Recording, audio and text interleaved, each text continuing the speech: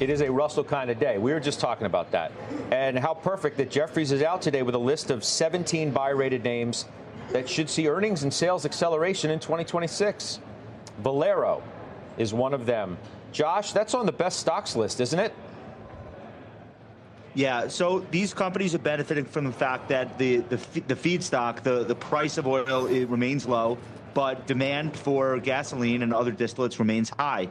So that's called the crack spread, and that spread has opened wide. It's remained wide, and that's enabled a lot of Wall Street firms to come in and raise their earnings expectations for next quarter, next year. That's why these stocks are leading the market. That's why they're on my list. COHR, Coherent, Brian Belsky. It's on the list. We've owned it in our SMID portfolio for about 3 years. It's one of our core positions in terms of technology. It's an electronic components name. It's got very steady earnings. It's more cyclical than maybe some large cap names, but we've owned it for a while. We really like it. Textron, TXT. Same thing. A bigger mid cap company in the industrial space. We've said a long time that we're going to see more capex in industrials. This engine company is one of the best run and a pretty good dividend as well. Joey, what about Edwards Lifesciences? That's been on the list. Really good producer in terms of performance for us. One of the rare names in healthcare. I think Josh talked about life sciences yesterday, looking into 2026. A lot of these names are building positive momentum, seeing a lot of capital being invested in the research, and it's being reflected in really strong earnings and revenue growth. You know, Dollar General's on this list too. Sorry, Josh, go ahead. My bad.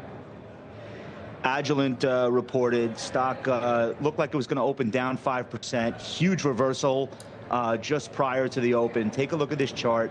Take a look at the stock breaking out above its old highs. These life sciences, sort of annuitized businesses, the recurring revenue, some of the best stocks in the market. I was mentioning Dollar General being on the list. I only bring it up, Steph, because don't you have a history in this name?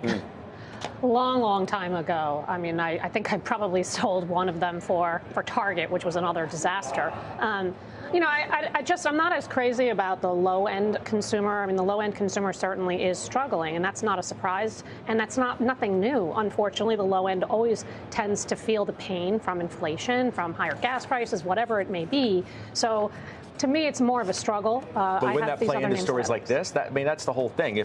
I mean, the stock is up 39% year to date. We've probably talked a lot year to date about the lower end consumer struggling, and yet this stock is up 39%. Well, I think the stock has been kind of a weak player in the last couple of years. I mean, if you look at the chart, it's just been this year that's actually done a little bit better. I think they've done better than feared, and they've done a better job in terms of cutting costs. But in terms of same-store sales, that really remains muted for Dollar Tree, Dollar General, the whole cohort. Okay.